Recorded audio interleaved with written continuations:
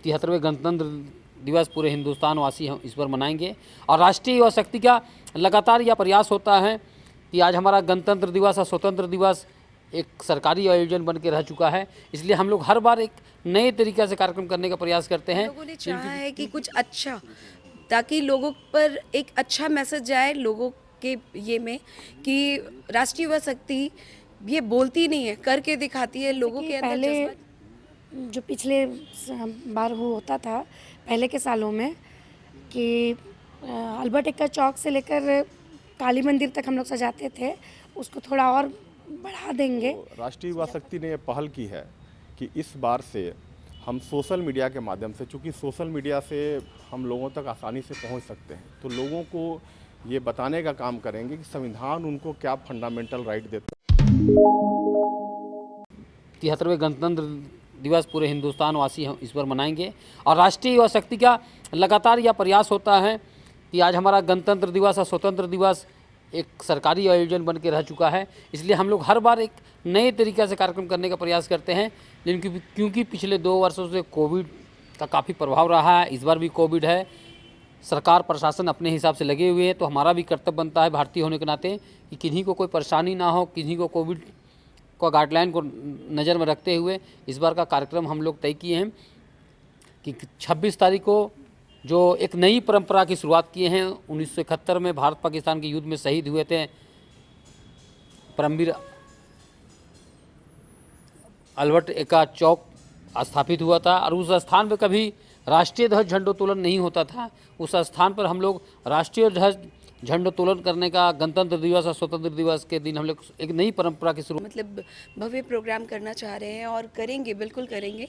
और हमारा विशेष कार्यक्रम ये रहेगा कि छोटे छोटे बच्चे इस बार हमारे लिए टारगेट है, क्योंकि वो बच्चों को हम लोग इस बार कुछ नए तरीके का ड्रेस पहना के, मतलब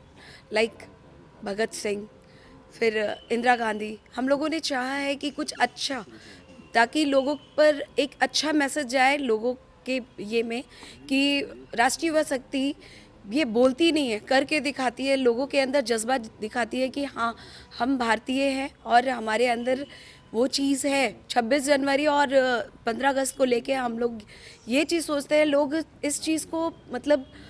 सही तरीके से नहीं लेते हैं। सब सोचते हैं कि हाँ है, सेलिब्रेट कर दिया, हो गया। नहीं, हमें उस जज्बा को जगाना है कि हम भारतीय हैं। हमें किस तरह से हमारे जो शहीद चले गए हैं इस दुनिया से, उनकी क्या होनी चाहिए, वो क्या सोचते थे, क्यों हमारे लिए इतना कुछ कर गए हैं,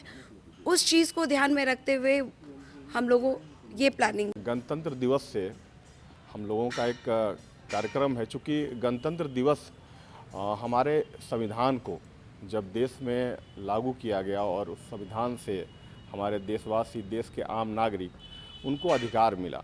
तो राष्ट्रीय युवा शक्ति ने यह पहल की है कि इस बार से हम सोशल मीडिया के माध्यम से, चूँकि सोशल मीडिया से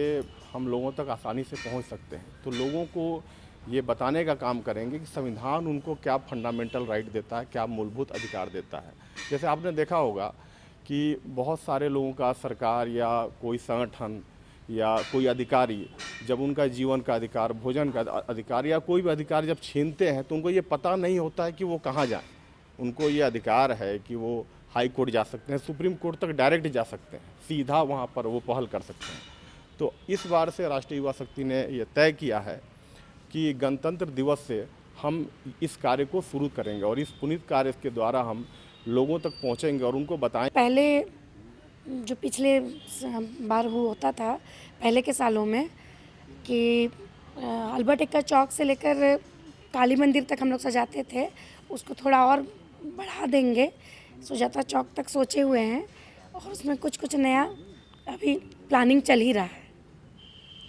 तो जब भव्य रूप से कार्यक्रम होगा तो सब आप सब देखें।